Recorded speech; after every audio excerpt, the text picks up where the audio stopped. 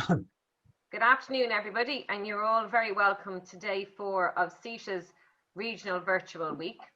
My name is Suzanne Purcell and I'm General Manager of CITA. We're delighted to have such a great team of presenters with us today, and we hope you all enjoy the session.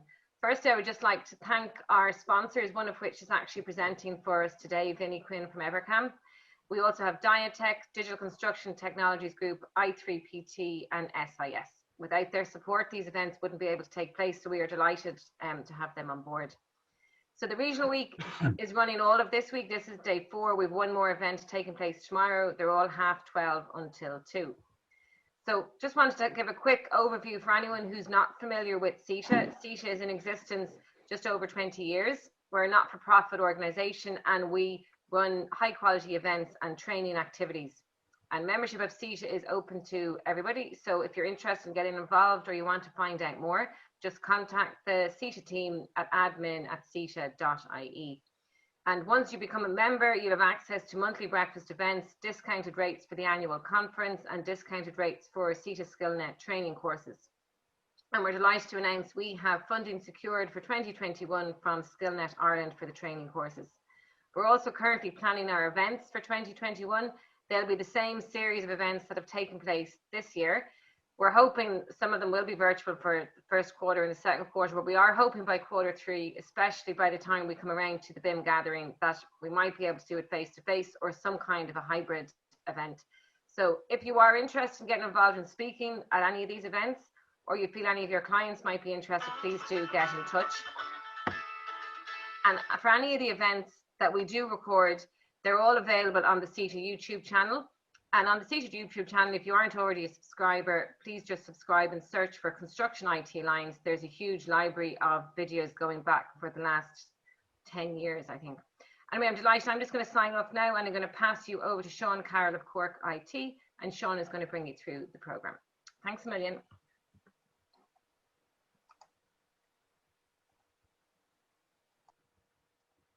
Okay, so thanks very much, Suzanne. So my screen should be sharing there now. Perfect. Okay, welcome everybody. You're very welcome to today's CITA regional event, day 4 of the week's activities. So I had the opportunity to look in on some of the previous sessions, which were all very successful, and I'm quite confident that we can continue on that trend here today. So my own name is Sean Carroll, and I'm a lecturer at the Cork Institute of Technology, and I am also the course coordinator of our BIM Technologies course, which I'll be speaking to you about shortly. As chair for today's events, I'd like to maybe give a quick overview of our speakers today. So we have David Flynn, who's co-founder of MatterLab, who will be speaking to us on generative design and automation. We have Vinnie Quinn, director at Evercam, who will be talking about how AI can improve your site reports. And we have Paul McCormack, innovation manager with the Belfast Met, who will be speaking about mobilizing the construction sector by inspiring demand for sustainable energy skills. So as part of my chairing duties, I'll be taking a look at the chat today, so feel very free to post any questions that come to mind as the presentations progress.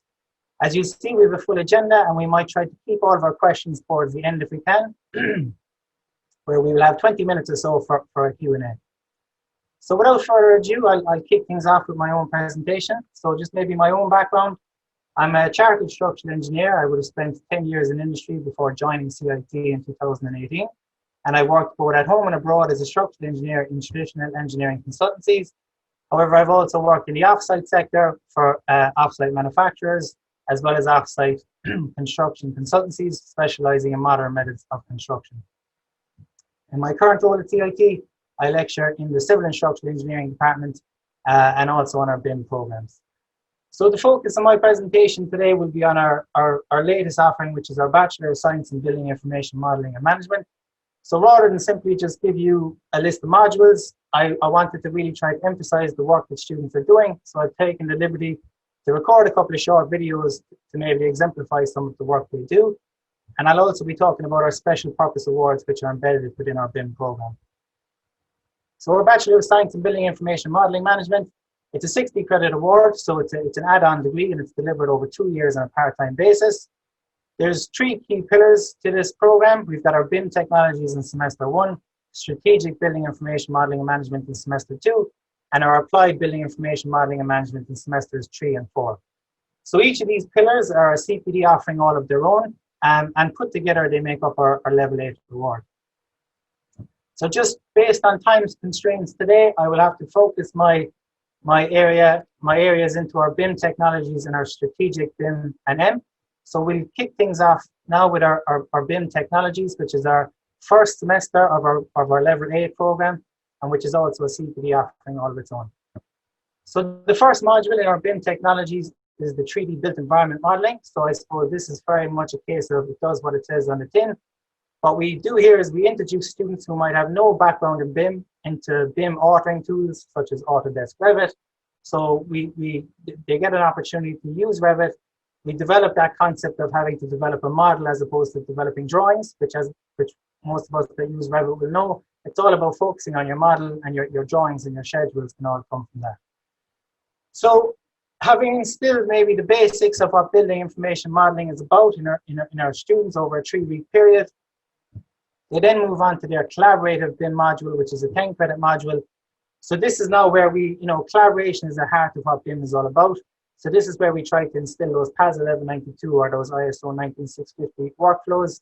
So students, they work in a common data environment within their work in progress folders, their shared folders, their published folders, and they create discipline-specific models, such as an architectural model.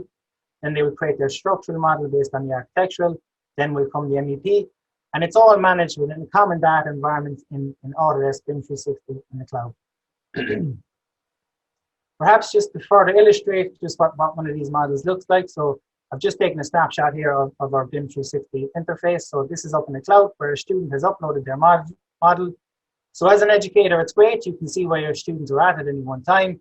And I suppose BIM 360 in the cloud, like it's got many inbuilt functionalities, such as the immersive functionality that you can see here, where students can go in and they can navigate their model and fully explore it. To wrap up the collaborative BIM module then, students use cloud-based and platform-based applications such as Navisworks and BIM 360 Glue to do federation, navigation, clash detection, and create 4D animations.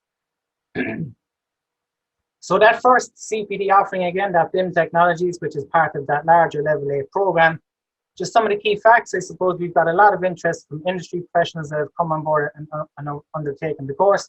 So there's been over 130 graduates to date. It was Springboard funded in 2015 and 2019, and it was a finalist in the recent 2020 ICE Awards in the education category. Excuse me. So that's our BIM technology. So I suppose the last area that I'll focus on for today is our strategic building information modeling and management offering, which is semester 2 of that Level 8 program. So this is where the focus shifts from being solely on the technology, and now we start looking at how we can develop EIRs, BIPs, so the theory behind what BIM is all about. However, we do have one module there, virtual design and construction, where we take technology to the next level again. So I'd like to maybe illustrate some of the offerings on that to you now.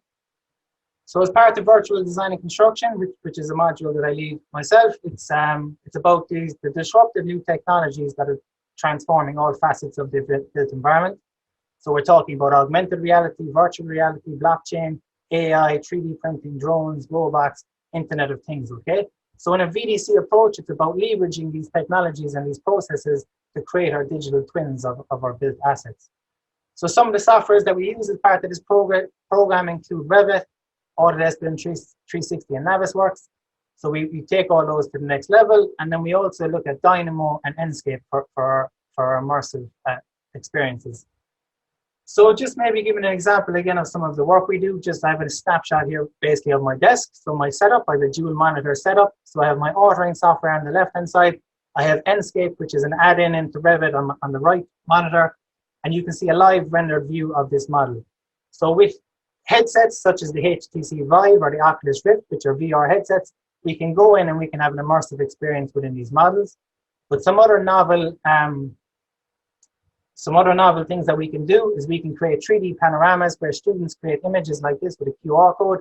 And if you simply scan the QR code on a mobile device, you will have a static 360-degree image of a particular area in that model. And if you click the Google Cardboard lens, that will then turn into a stereographic image where you can put into a portable headset and you can have that immersive environment within the model. On the AR side of things, I just have a screen recording here of my phone where I'm looking at a model that I've created, so a portal frame, and I'm in my office now, and I can cast a digital image of that frame onto the ground. So this is using augmented reality. So I suppose this is all about the digital layering onto the real environment. So I suppose whereas virtual reality is about this false world, this virtual world, augmented reality is where we can manipulate the real world with digital information. So another module just on that virtual design construction that we introduce is visual programming and scripting. So we use a tool called DYNAMO. So many innovative companies within the industry would already be up to speed with DYNAMO and are using it on a regular basis. But I suppose DYNAMO for me is probably where Revit was a number of years ago. It's not fully being utilized within the AEC sector just yet, but it's an excellent tool for geometry creation, information management, and automation of repetitive tasks. Apologies, I just have a short video here before I close. So with DYNAMO, you can create what's known as scripts. So it's effectively computer programming. And by using scripts, so it's visual programming as opposed to having to use syntax, we can see that we can create parametric models to create geometry. So the geometry that you see is all being created by algorithms.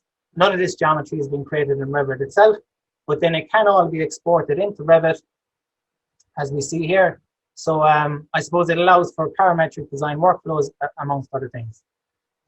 So that nearly brings me to a close now. So that I suppose I've just given you an overview of our BIM technologies and our strategic BIM and M, which are two core CPD offerings that compose part of our Level 8 award.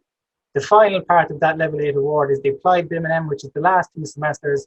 This is where students take all those skills that they developed on the first 2 semesters and they pull them all together in a project BIM and M, where they take all those technology skills and they create a capstone project, creating an EIR, a BIP, and delivering on those EIRs and BIPs.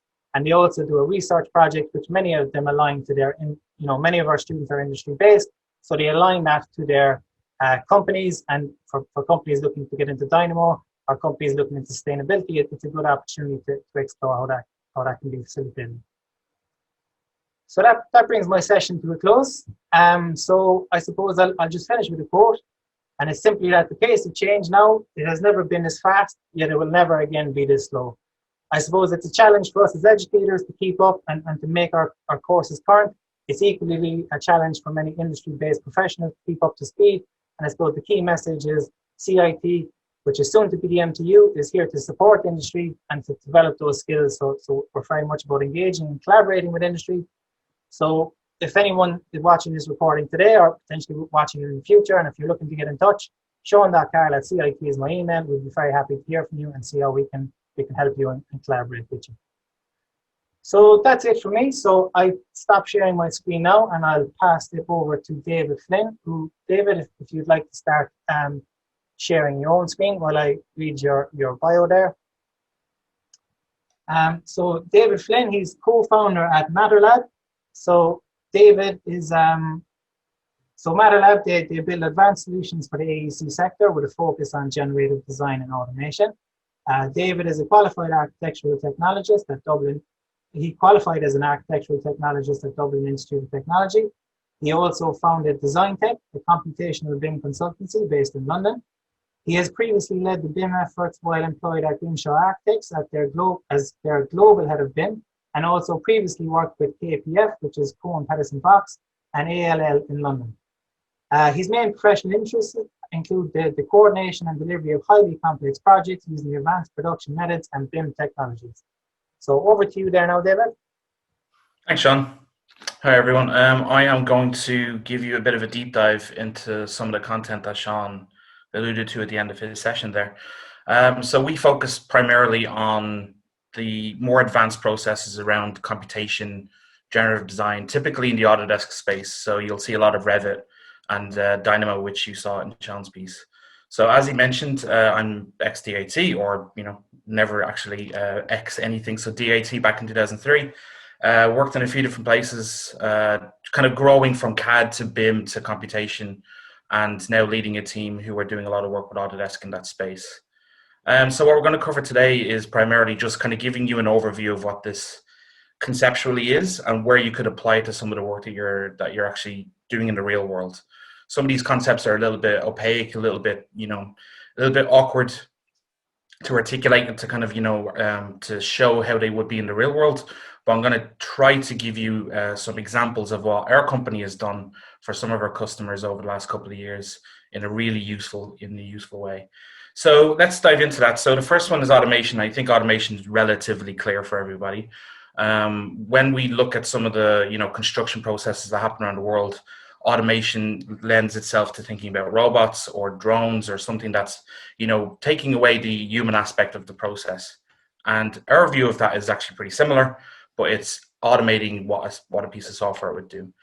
So instead of you in PowerPoint as an example, putting images into certain places and changing the color or changing the font, you just lay out all those rules and you allow the machine to do that. So we're pretty competent in relation to doing automation for Revit. It's definitely the tool that we tend to use. What I wanted to show you here is an example of a couple of projects that we've done in the past. So my background is coming from CAD and BIM management, lots of drawings, thousands and thousands of drawings, late nights, fixing revisions. We've all been there at some point in our careers of having to do something that's a little bit repetitive. It's probably below the skill set of where we are in our careers at the time, but it needs to get done. And so what MathLab is starting to focus on is really just automating all of those things, giving designers more time to do what they do. So as you can see on the screen here, these two drawings have never been touched by an individual. They're completely automated. They're set on a series of rules and a series of processes that are scripted and then pushed into Revit to be able to produce a drawing.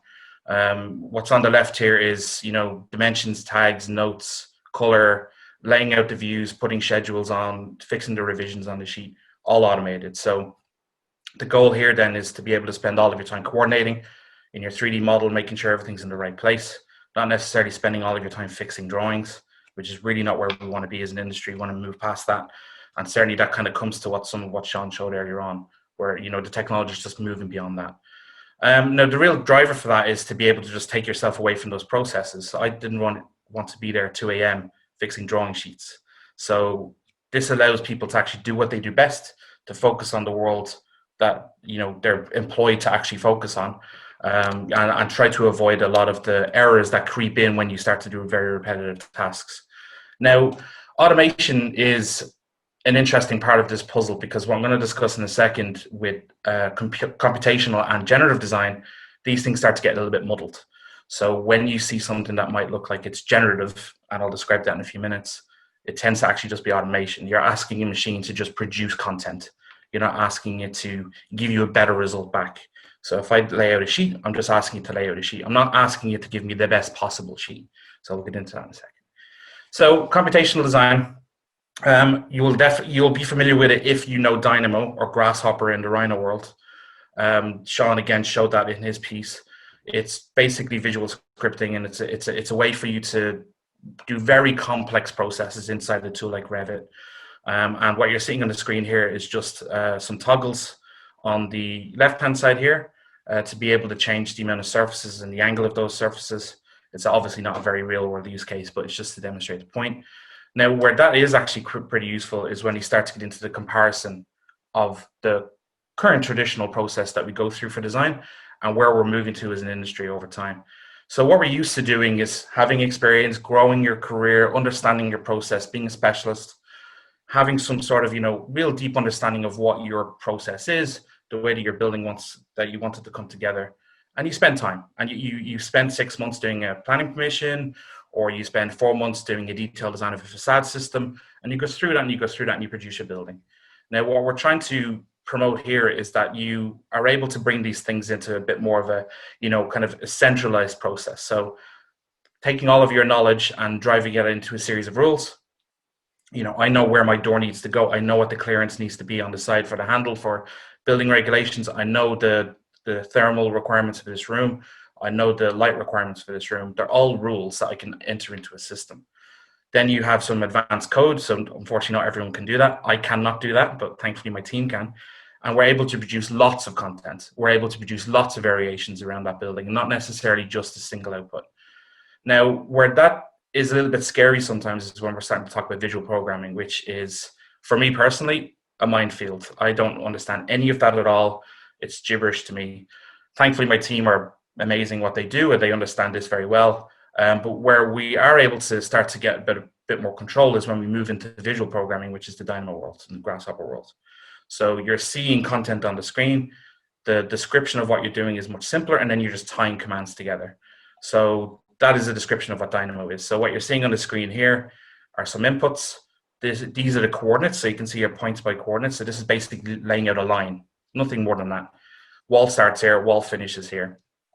Give me a coordinate for the start, give me a coordinate for the end. Nothing particularly tricky. I think anyone could logically get through this. And then you're able to put all of this content in here. So what are the levels of the Revit file? What's the wall type that I'm going to apply to that in Revit?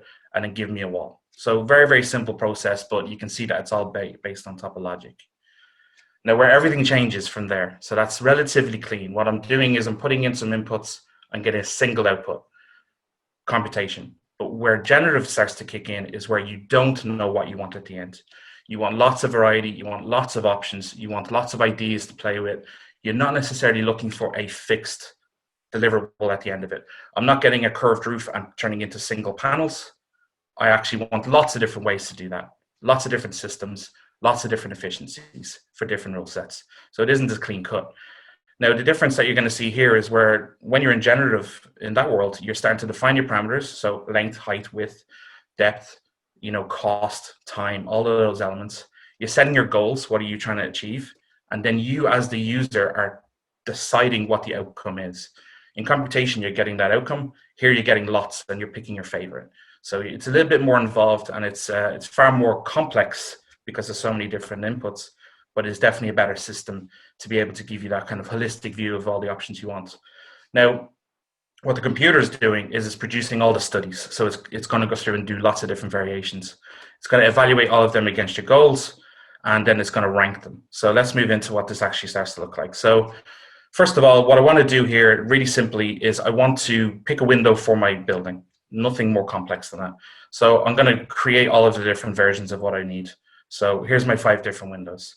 Now what the machine will do is it'll analyze all the different variations of them on cost, on weight, on installation time, whatever variable I want to apply to this. It's able to analyze that and start to understand what's important. And then it ranks them based on my input. So I think that I want the cheapest window that's going to give me a good thermal output. That's all I want on this project. So it's going to start to rank them. Now, where generative is really, really clever and really important to what we do is that it starts to evolve the design. So what it's doing is it's taking those results and it's feeding them back in, and it's rerunning itself, and it's iterating and iterating and iterating, and it's giving you more and more refined options. So as you can see here now, I've got a couple of window options that didn't actually exist on the first option. They're completely new, but they're refined based on all the best parts of the windows that I had before. And now, as the user, I can go in and start to look at that. I can visually check. I can drop it into my Revit file, test what's best, what doesn't work for me, and then make a decision, pop it into my file. So that process is a kind of a simplified version of what generative would look like. And a use case that's actually happened for Autodesk in Canada was where they actually wanted to see if they could optimize the layout of one of their offices. So they had some office space. They wanted to figure out if they could, this is pre-COVID, we'll get into the COVID side of it in a few minutes. And they wanted to just see if they could optimize that layout space based on certain parameters of people being too warm next to the window, near the aircon, near the kitchen, near the lift core, and all those different parameters. And they were able to flex the design. Now, what I wanted to do is give you a really kind of simplified version of what the optioneering actually looks like. And dear to my heart, it involves alcohol. So it's involving how can I make a different drink from different options. And all you're seeing here is my inputs are water, booze, sugar, lemon, very simple things that I might put into a cocktail. And if I have different versions of the amount of those different things and put in at different times in different ways, I get different cocktails. So that's all the generative design is doing. I didn't know what I wanted at the end, but it's going to tell me all the options that I can have. Now, let's look at some real world cases of this. So what you're seeing here is a 3D view of what you saw a second ago in relation to the office planning. This is just based around all the different production rules that they had for that site. Now, to simplify that down a little bit, and something that IKEA have been looking at over the last year or so, is moving into something that's around the cost of manufacture, storage, transport, and sale of furniture. So this is a very, very simplified diagram, but basically what it's saying here is give me all the possible variations of this table, height, length, depth, thickness, and then tell me how much each one costs.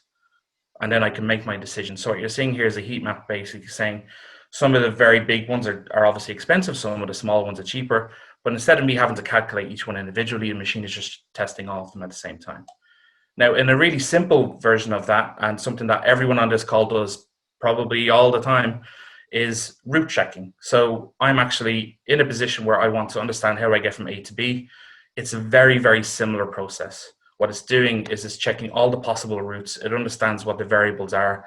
This has a lot of traffic. This is a longer route. This is a more efficient one for transport interchange, and it gives you all those variations. Now, as you know, if you're in Google Maps, if you move a point and you change the road you want to walk down, it'll update everything around that. And that's exactly the generative design process in the construction world. And you can see that in effect here. So this is just a very simple building mass. I really don't know what I want here, but I know that I have a site boundary. I know that I have a rough kind of ratio of floor plate versus core, and it's just giving me all those different options. Nothing too wild, nothing too fancy. It's not necessarily replacing anything. I certainly wouldn't build any of these. They're just giving me an idea of what I can put onto this site. That's nothing more than that. Now, where we have kind of tested this with COVID is that we've worked with Autodesk to kind of go through where can you actually start to lay out social distancing, and some of you will have seen a lot of this online. There's lots of different variations on this, and anyone who's using Revit 2021 will actually have this built in that install. So the code that we committed for Autodesk earlier this year is in there, and this is one of the use cases that you can see here. So this is just taking the variables of the way you want them spaced out, and you apply it to a Revit file. Now, where we took that a step further was to say, well, actually, it's more complex than that. Social distancing is built around the way that people interact, not necessarily where they sit. You only sit there for a part of your day and then you move around. So what we tried to do is to add in the roots of where people would interact with spaces, where they would bump into individuals in their office, and try to figure out what the most complex, take all that complexity and simplify it down. So this was just a way for us to optimize where people would sit so that they stay in a kind of a bubble. So it's just another example of how this would work. And I think considering, that a lot of us are very much focused on, very practical applications of this. This, I think, is one of the more successful ones, while being a little less, sexy than some of the other things that might be done in the space. This is a customer that we worked with in Europe. I think they were Dutch. And basically what they were looking for was they were doing significant paving works for landscape design, huge areas. And they were having to do basically a hatch pattern across that space, and then laying out from a particular position. And someone was manually slicing up those spaces.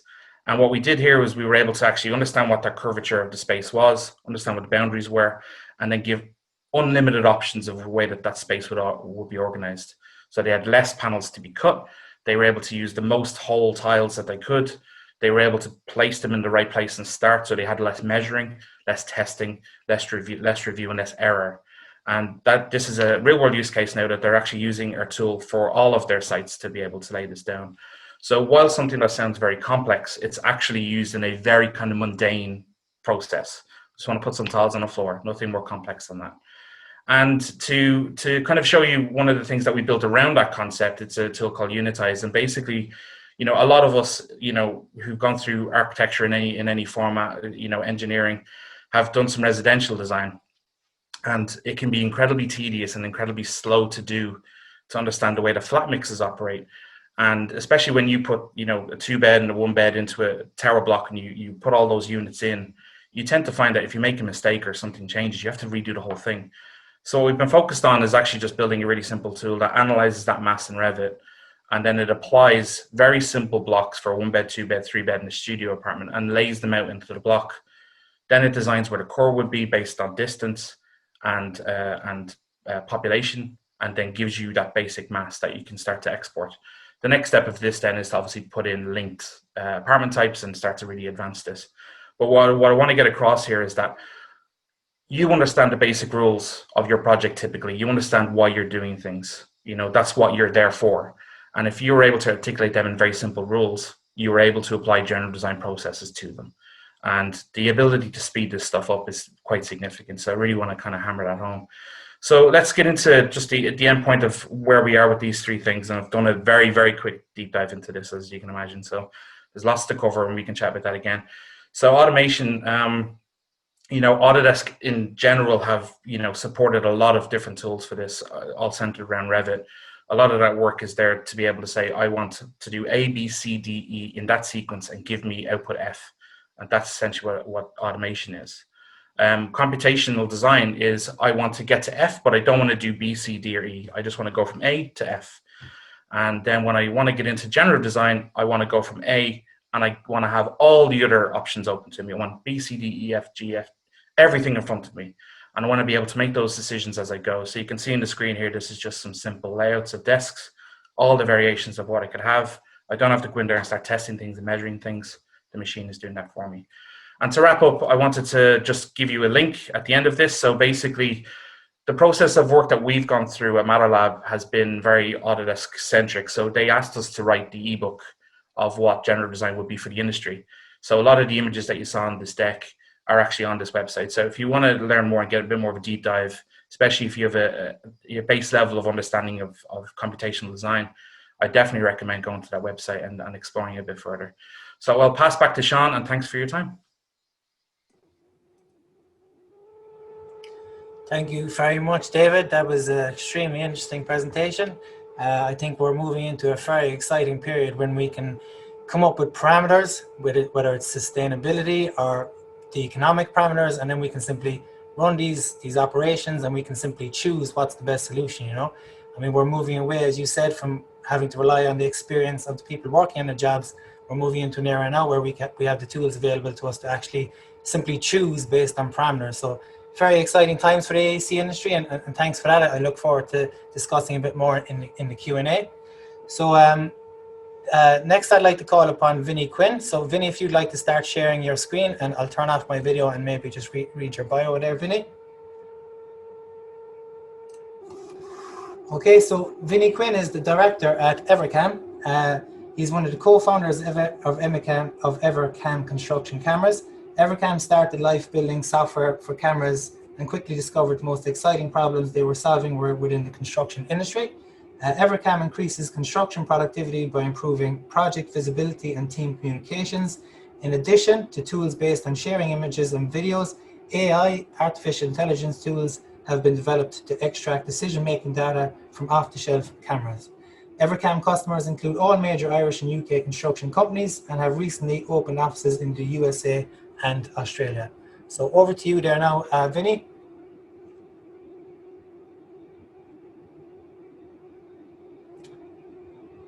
You may need to just unmute your mic, Vinnie. I can see your screen. That's done now.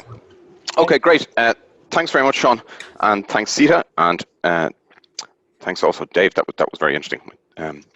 Okay, great. Evercam, we are, the reason we're here is we started working with cameras and we built products that started being really useful to the construction industry. And it began with, show me what's happening now, show me what was happening, and what we're building towards is show me what's happening next on the construction site. So where a lot of the original purposes of people putting a camera onto a construction site was, it was marketing, it was time lapse, it was showing off, everyone showing off their nice work. Where we have evolved over the last few years has been what actionable data can we extract from the camera. So what I'll do is just show you a little bit about how we got here, where we're at now, and then kind of interestingly, I suppose, where it's going. So our purpose, as Sean mentioned there, is increase productivity by improving project visibility and team communications. And if you look at the Egyptians underneath, it's visualize what you're doing, explain it, build it. That's the idea of communications on site. Just to overcomplicate the screen here with the various stakeholders involved. There are a huge number of humans with different responsibilities. There's a huge number of organizations with different responsibilities, and there is also all the moving parts. And if the massive ballet isn't running on time and everything is coordinated, there are delays, there are cost overruns, there are close calls, there are accidents, there are disputes, all of those things pushing the finish date further away, or pushing the budget up, or just generally being sort of less suboptimal. So where we sit in the middle is providing this visibility tool where people can share access to the footage, but also share access to the relevant data. Sometimes what you need to see is an image. Sometimes the guy in charge of the rear gate needs to pull out his phone and see if he can have room to let another truck in, or to let something in the rear gate, or advise where to drop off a load of steel. Sometimes it's that simple and it's just immediate visibility, but other times it's more about dispute avoidance, and it's more about getting to the bottom of what happened, or how something was done, or how something could be improved. So that is one of our favorite phrases around the office. The single biggest problem in communication is the illusion that it has taken place. And at this point, I'm going to just jump into a quick live demo of the product, and I won't go into the basics of the camera is the live and recorded footage, but the difference of having a camera on your screen that just shows you what's happening, and having a button like this, which is the edit tool, which you see what's happening and you go, hang on a minute, that truck needs to be out of there, and this area over here, that's not safe, and we should have started this, right here. And then you download it, you save it, you send it to Procore, you bring it into whatever is your common work environment, and suddenly it's not just the images. It's what action do we need to take, and the action that you've already taken in that 10 seconds is, I have given a clear instruction. It's a 12 megapixel time-stamped image. It's not up for debate. Go and do it, and everyone knows if something odd happens again, it will also be presented to the relevant subcontractor or person as this type of communication. So nice and simple, but nothing groundbreaking there. That is a camera. That's what it does. It provides visibility. Where it gets interesting is, say, on this side here, now we've overlaid a grid onto the site, and now you're able to make different decisions. Okay, we need to dig a trench there. How long does that need to be? Now, there'll be other tools that can do this, and there's always, you can send a guy out with a meter stick, or you can look at the plans and see what distance it should be. But sometimes you just need to make a quick decision of, okay, yeah, that's correct, we'll pay that bill, or okay, yeah, I know how many people to send to do that job. And then where it's going further is this recognition. What's on site? What's it doing? Gradually, what we're learning is what data do our customers need to help them with decision making. And then very briefly there's the BIM model overlaid on the actual progress. That's a site you might recognize. So that's the demo bit. Just again, to show you there how we started. It was always record everything, share access, and the trick being like, show me that. There's a couple of quick examples of those. Again, on you might recognize the ESB HQ site there. The communications tools, again, going from show me that. You can see in the left one here, this is the X-ray tool. It's really simple. You can take an image and then you can say, show me what's beneath that. And that isn't just show me what's beneath the foundations or going to check after dispute or anything like that.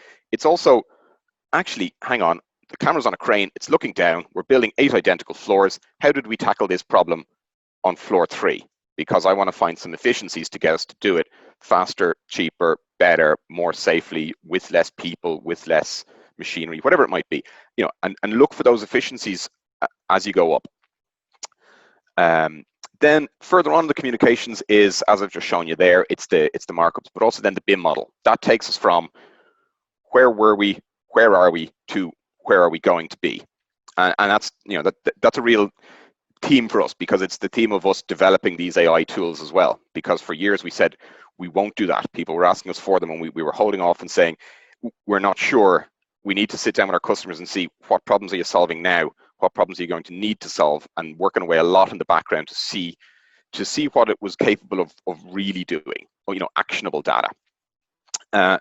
So some of you will be familiar with this little guy here, and this is Where's Wally, and this is the zero crack version of Where's Wally, because it doesn't make mistakes, it doesn't get tired, it doesn't get bored, and it doesn't go out for a smoke break and forget to find Wally. It just counts him.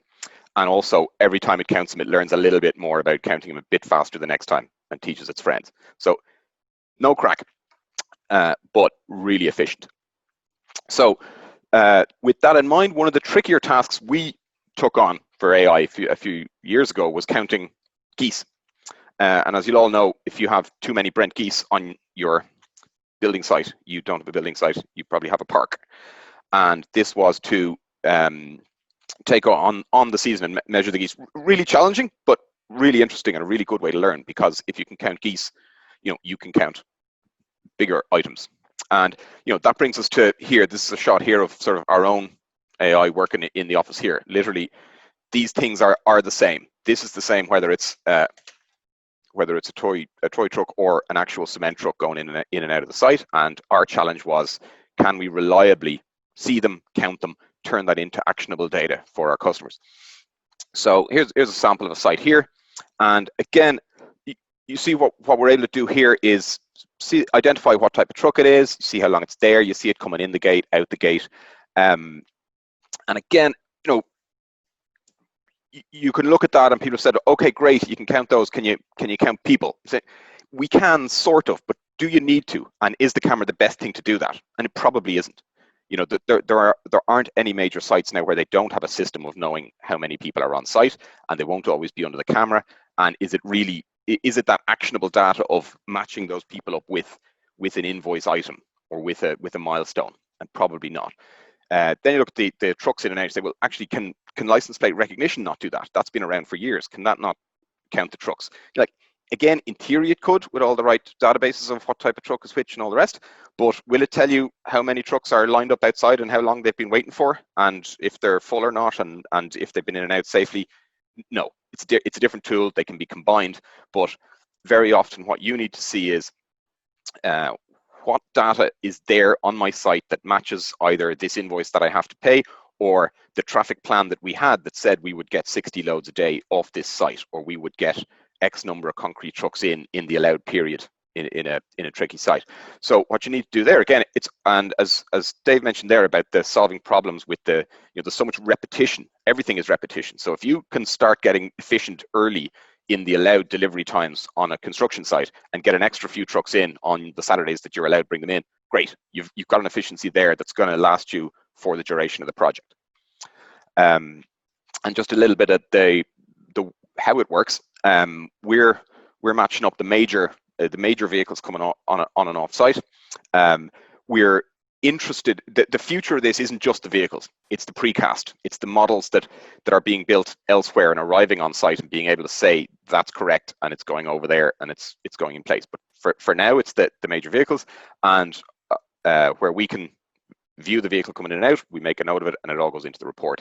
Where it becomes actionable, again, the idea of having this report at hand, being able to break down these types of vehicles, how many came in November, how many went out, being able to download that report and have it as it can be that the non-technical application of this is the guy at the gate has been handed a printed PDF. Do you agree with that? Or a supplier has, or there's a dispute and the issue is, okay, great, well, we've got this many, so you tell me when your trucks came through that we haven't found, and we'll talk about those ones.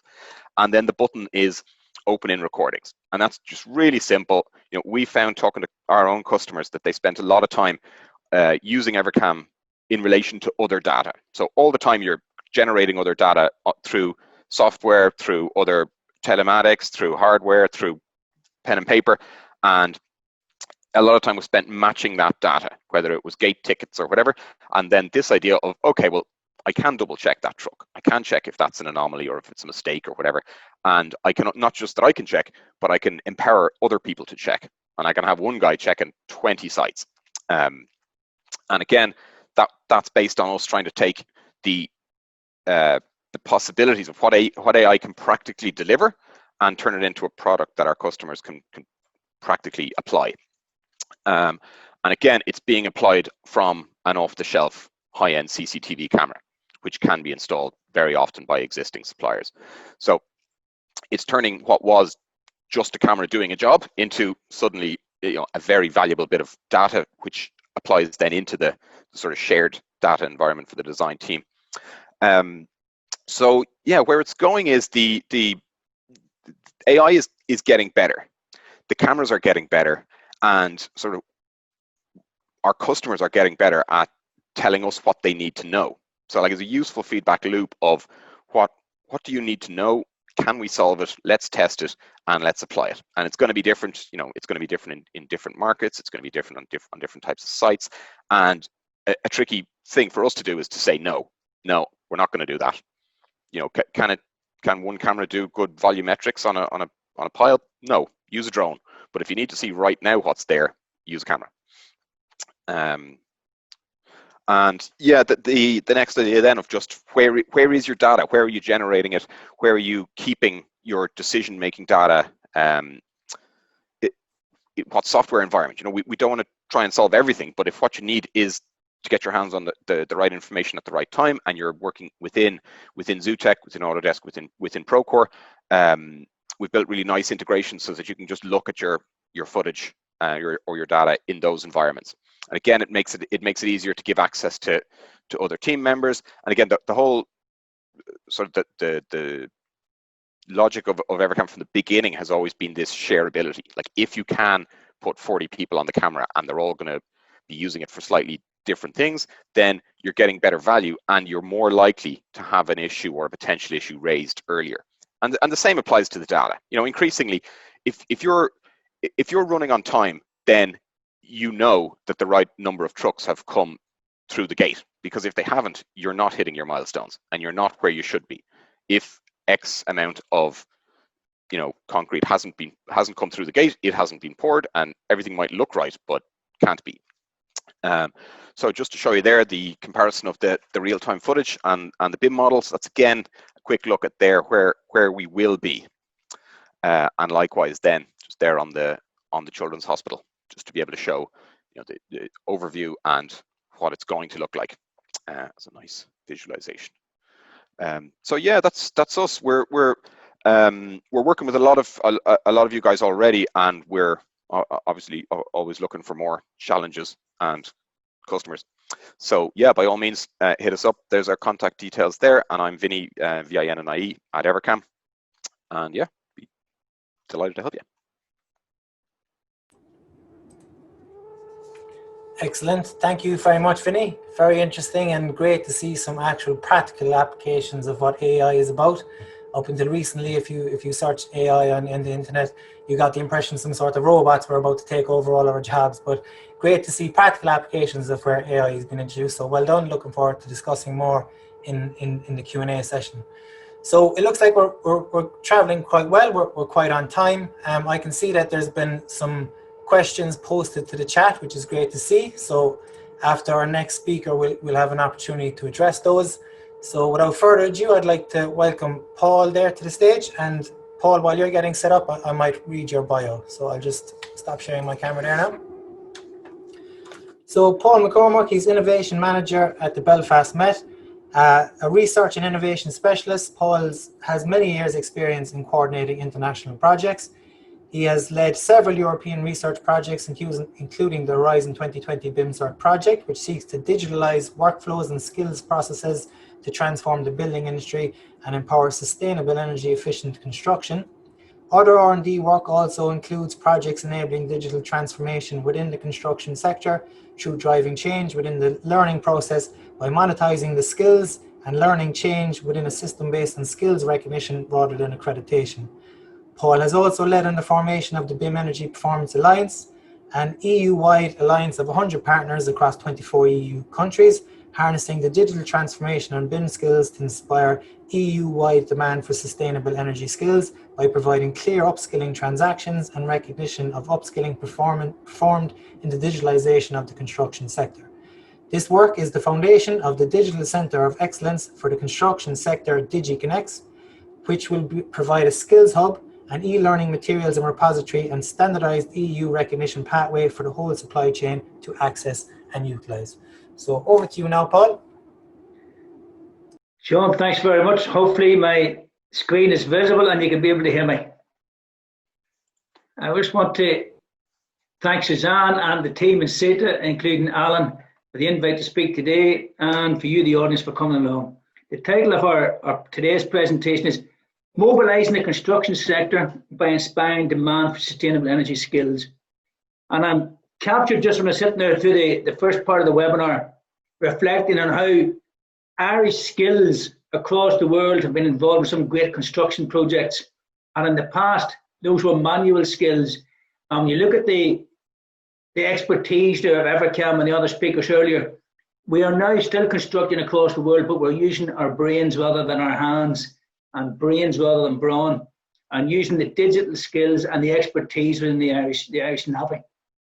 Some of the digital problems that construction faces is nearly 90% of global businesses recognize the importance of intelligent automation. 70% recognize that if they don't adopt those, they're going to go out of business. The challenge for the sector is, how do we transition the digital workforce to work smarter, to use their brains rather than their hands, to use the tools that Evercam there talked about? How do we optimize the opportunities? We talked earlier about the BIM and the DYNAMO, and how do we make sure we get that? And how do we get that digital workforce at scale and overcome the digital dissonance?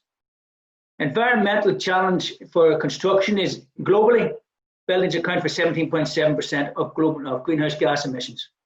8.74 billion tons in buildings. That's what's emitted. So our challenge and the challenge of everybody is to look to how to reduce that footprint. Now, at the end of the day, is looking at those challenges, tell me what we've done in BIMCert, what BIM Energy Performance Alliance, what we're going to be working with, and then a RISE project we're working on, and then our Centre for Excellence in Digital Construction, DigiConnects. Most of the tasks related to low demand for skilled workforce are those widely recognised and accepted international schemes. How do we get across those thresholds of taking education out of the classroom and bringing it into the environment that's commensurate with the skills and the opportunities for the workers, bringing it to them with their mobile tools, mobile devices in their workplace and commensurate with their life-work balance? How do we then challenge that to get that awareness of that uptake of industry, and then mandate or incentivize public authorities to change those traditional routes and be able to use those skills? The former bricks and mortar industry is now entered that digital age.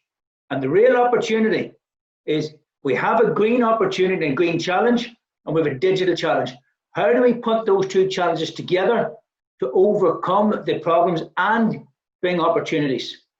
How do we address the gap in the construction sector through the projects such as BIMCert and others, with all our different partners across the Europe within the Horizon 2020 and the other BIMCert projects being led in Dublin with TU Dublin and CITB here in Northern Ireland and all our other partners? How do we address that gap by mobilising the sector, by providing the digital skills, the digital workflows and the digital delivery? We've talked earlier about the construction and the energy challenge they face. How do we green the footprint of construction right across the whole supply chain?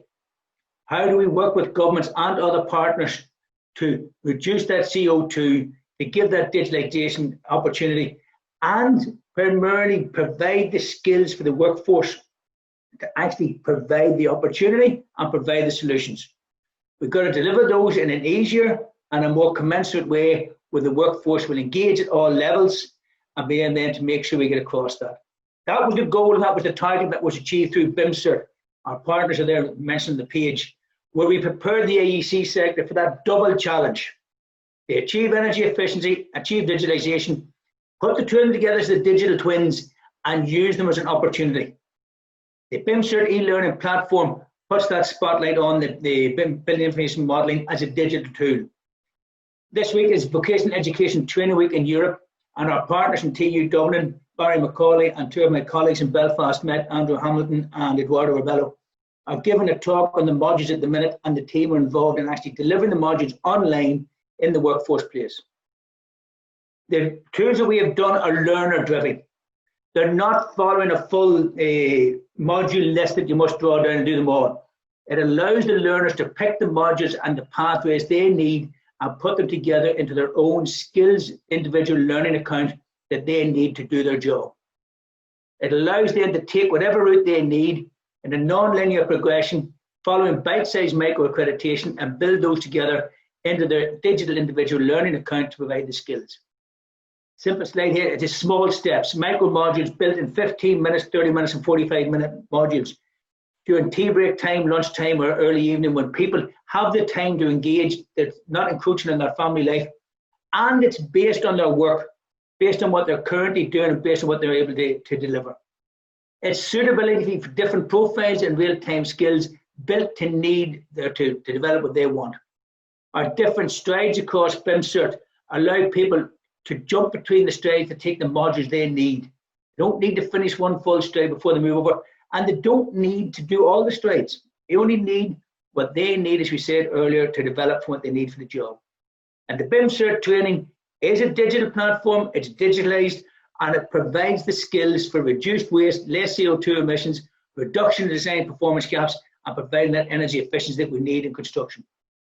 All of our work is continually industry focused. It's led in the BIMCert Strategy Compass with Construction Industry Training Board and with partners in CitA in Dublin that focus the work on what industry requires, and we design the tools around that. We have our application partners in the centre, our industry advisory partnerships, then our technical advisory partnerships, and then that wider support. Make sure we're delivering what they want. All of the achievements in BIMCert are there with 32 micro modules in the curriculum, covering all of the digital transformation and all the BIM digital tools that's required. And building on that, we're now moving forward and capturing that in a collaborative called BIM EPA, BIM Energy Performance. There's ourselves in BIMCert. There are 4 other projects, BIM Net UBIP, BIM Meet, BIM Implement, and BIM Z. All European-wide projects now gathered into one alliance of 100 partners across 24 European countries. Pulling together that digital repository of tools and providing the enabler for net zero construction, allowing tools and allowing the staff and the workforce to engage and to share all of those modules across. Our focus is to decarbonise the strategy and energy roadmap by 2050 in line with the build-up European programmes, to disseminate and communicate all of the programmes and sharing the tools so that industry is able to, a single point of contact, a single resource, dip in and use what they need, to exploit all of the opportunities there for the benefit of industry, to build that digitalisation and green energy mix so they can avail of all the opportunities. Deliver a BIM skills or digital passport or a digital individual learning account for all the workers that engage, allowing them that vocational mobility to do the job better, faster, and then to be able to achieve the targets. And Vinnie talked about earlier on, how do you marry that digital image to the reality? It's giving the people the skills they need to do that.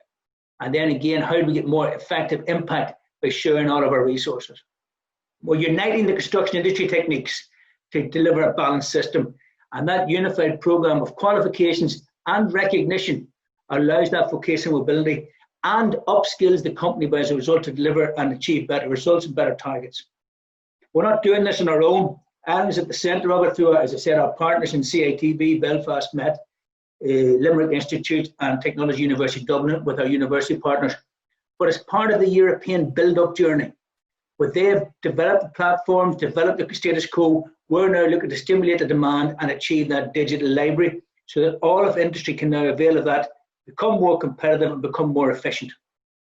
The focus of our work is energy savings and delivering the skills, dissemination and communication across to mobilise that workforce to take advantage of the opportunities, to provide the recognition, accreditation, certification, to provide the mobility to the workforce and the workplace, allow industry to exploit those advantages and provide that individual learning account that people then can use as their passport. Our current work as a RISE is looking at how we now that stimulus approach to make it awakening, relevant, innovative, scalable and equitable across all the construction sector. How do we inspire the demand? We've now taken what we've done. We're now going to monetize the skills exchange. We're going to develop a cert coin through blockchain, which will be the cryptocurrency for skills exchange. You build up your micro modules, you build up your skills points, and then you can purchase your micro certification out of that, all within the blended learning platform. It's changing the way education is going to be delivered to the workforce, specifically construction at the start, and it's looking at that European-wide recognition scheme where people are able to build their micro modules into their accreditations based on their cert coin, and to, as I said, monetize that exchange and develop that link forward. So it puts the learner in charge of the direction, the pace, the end target, and at the route that they want to take. And how we implement and integrate with other projects through BIM EPA with all the other BIM projects across Europe and all of the other digital projects to provide advantage for the entire supply chain of the construction sector. It personalizes the journey. As I said, it puts the learner in charge. It's the first innovation that lies in personalization, letting the learner engage at a pace and a platform that they want, and at the same time having the pedagogy behind it, which will provide the structures for the learning. And then compare those comparisons across the benefits for the individual and industry. We're moving from accreditation to recognition based on our industry work and working with the industry. They want the skills on the job and making sure that people have the ability to do it. That's not measured by a piece of paper, it's measured by a skills achievement, where people have done it, they've not just done the theory, but they've done the practical, and that's that recognition where we're moving forward. We're working with OCN, BRE Academy, and Building Smart. We're now getting into the route where all of our courses will have CPD points, that cryptocurrency, which allows people that continual professional development at a pace and at the microcosm side that they need to develop that passport, not just become certificates, but provide their career progression. We're overcoming upskilling barriers by providing different profiles for real-time needs, so that it's not a one-size-fits-all. Different levels can engage at different opportunities. And working with Science Foundation Ireland and all of our other partners, we're looking to establish a European Centre of Excellence for Digital Construction to promote and share basic knowledge, to share those opportunities, support smart construction off-site manufacturing, so we can bring all of the skills to the benefit of industry to achieve those opportunities provided by the challenges in environmental and digital transition, to establish that skills hub where people can engage and work with the likes of CitA and working with CITB, provide that interface, develop and deliver the BIM training and digital training to provide an EU-wide digital transformation individual learning account, become a key to transforming the changing face of industry and provide the advantage for construction, but importantly, assist industry to reduce that carbon footprint, to reduce that CO2 emissions. Our group are there, the foundation group for the Irish part of it, it's going to be an EU-wide hub and spoke programme if we get things moving. Representative industry champions with OHMG based in Northern Ireland, industry representation from TU Dublin and CETA, Republic of Ireland representation from TU Dublin and LIT, Northern Ireland Academia, and then international representation from all of our BIM Alliance representatives and Macedonian partners. Our courses that we currently have online, these have been mapped with Elizabeth O'Brien and Limerick IT, have taken all of the tools together. There are 46 online BIM modules currently from 7 projects, from BIM-Z, BIM-Cert, BIM-Meet, BIM-Implement, Building Smart, NetUBIP, and Zebra. 88% of those are using assessments only, 12 are assessment with exams. So 88% of those courses can be done with online assessment, and the other 12% is online assessment and online exam. The target groups, 60% white collar and 40% blue collar worker, are broken down there. The delivery and mode of duration go from 1 or 2 days from micro units from 1 or 2 hours. So it's a whole spread there of all the different courses to allow choice, opportunity, and potential for all skills learners to engage. And importantly, we're looking there at the qualifications versus CPD and credits. There's a range of different qualifications there. And that's currently being mapped. Those modules are in place. As I said, some of the modules from BIM-Cert have been delivered now under the Vocational Education Training Week. All of those modules are now going to be online under the DigiConnect Centre and mapped with Liz and her team in Limerick Institute. All of our trainings are there. You can go on the site, you can access it, log in, and you can log in for it, and it's there free to use. Trial it, test it out, come back and give us feedback. If you go onto the website there, energybimcert.eu, there's a BIM-Cert animation. Time today wouldn't have allowed for getting through that because of the only a 20 minutes being able to relate to yourselves. But we would welcome questions, we would welcome feedback, and have a look at what we're doing and how can we engage with industry to make sure that we can link with yourselves, keep our journey moving, and keep moving forward. Thank you very much indeed, folks.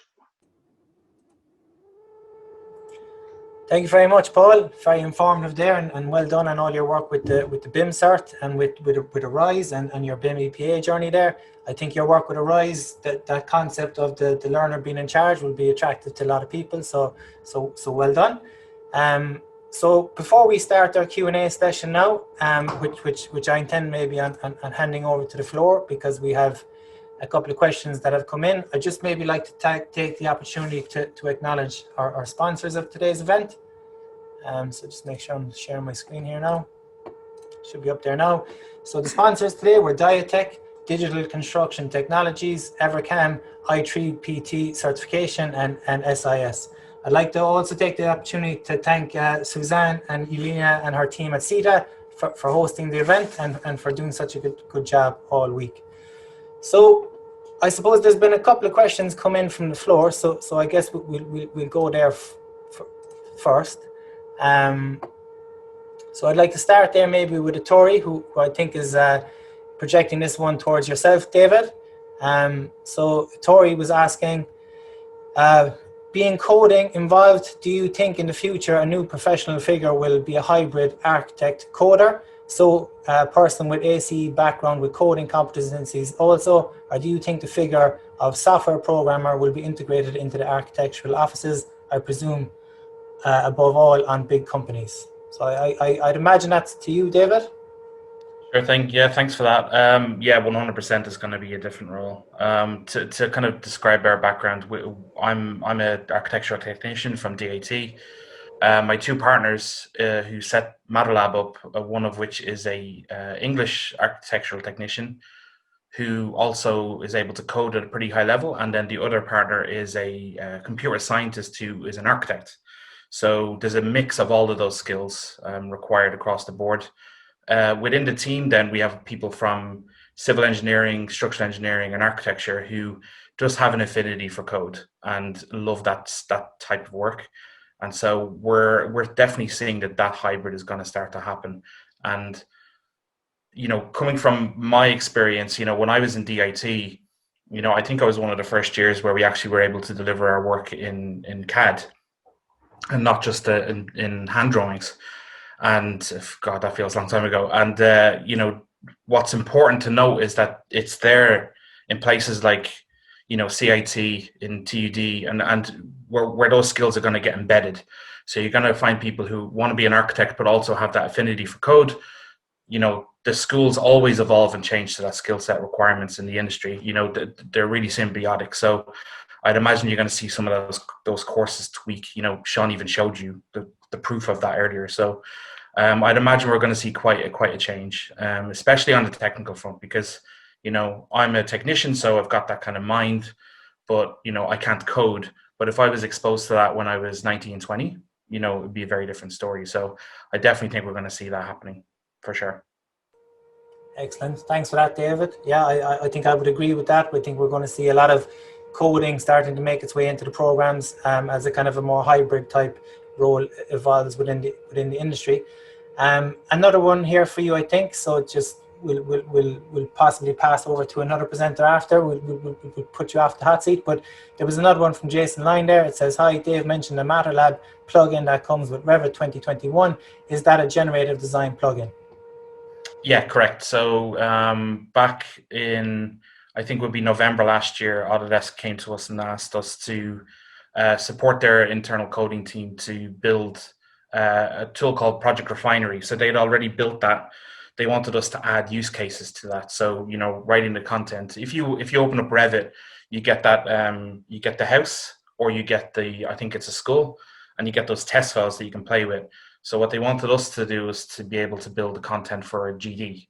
And so when we went through that process with them early on, under this Project Refinery work, they decided that in the 2021 release of Revit, which we got this year, that they wanted to integrate it. So they called it the Generative Design for Revit. We committed code to Revit, which is super unusual for an external company to do, but we're pretty proud of that. And we got to see under the hood of how Revit works, which is interesting. And so basically all of that has been condensed into that. So when you go into Revit 2021, you should see the use case files that we've worked on. You should see the code and the interface that Autodesk had built with our support.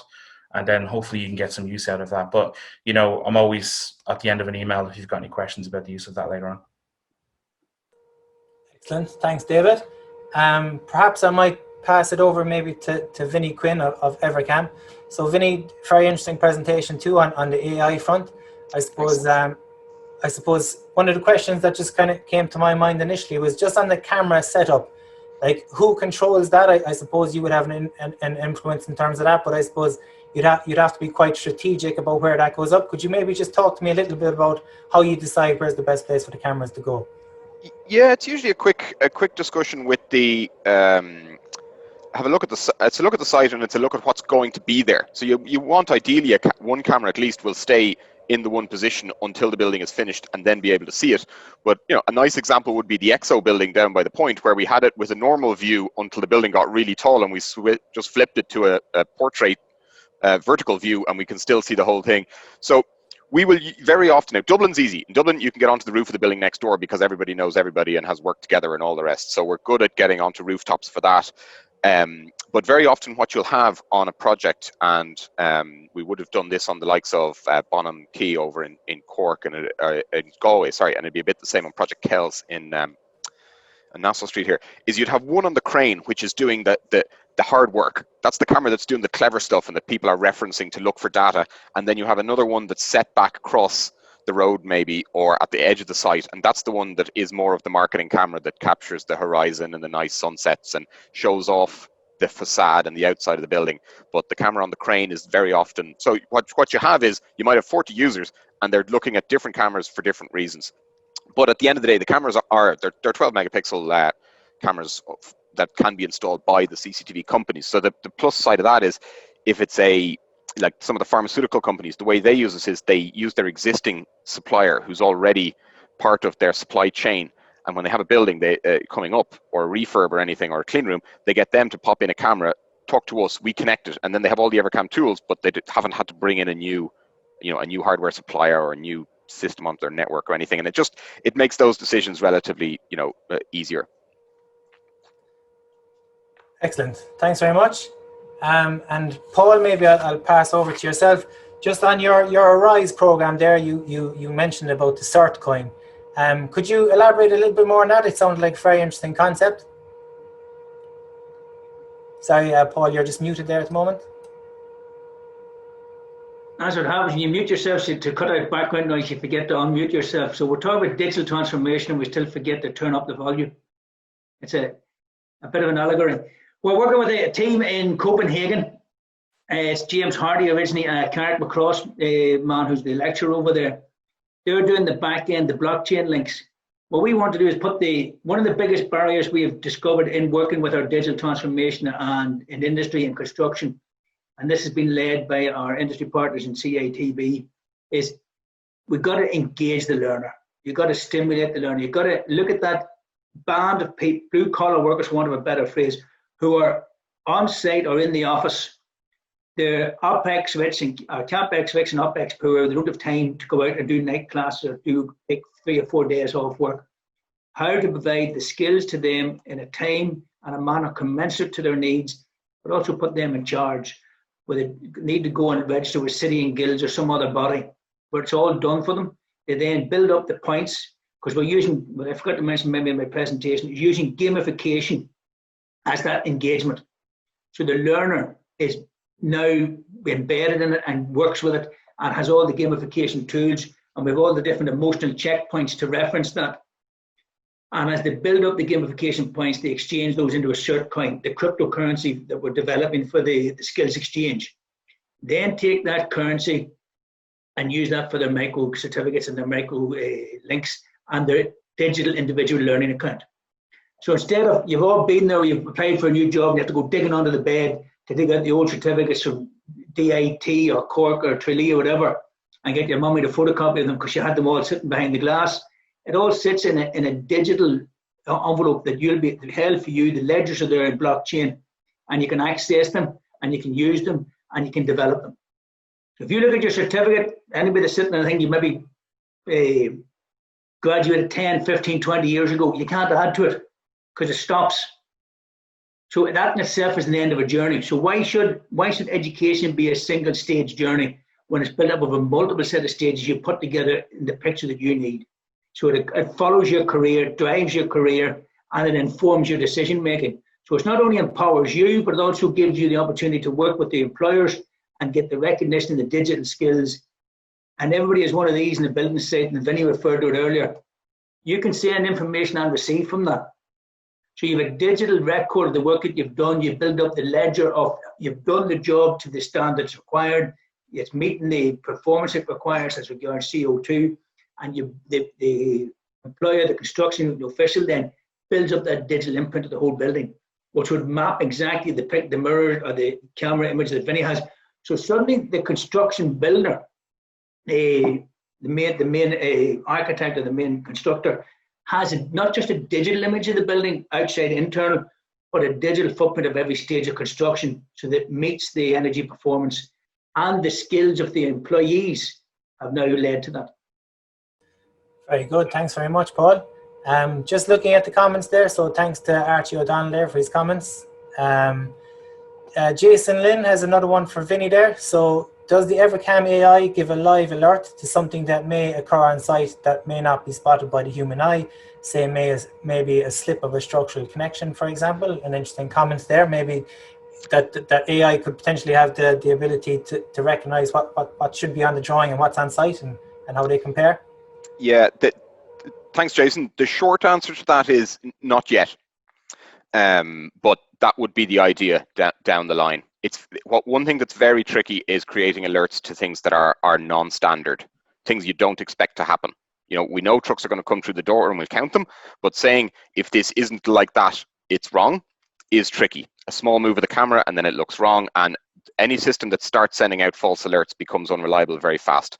So what we much prefer to do is match the image with the other data you're creating, whether that is the human eye or it's the laser scan or something looks a bit wrong, and then suddenly it's, well, it looked right there and then it looked wrong, you know, the next measure. So we need Evercam to find out what happened in between that changed it and use again, it's going to be a human intervention there.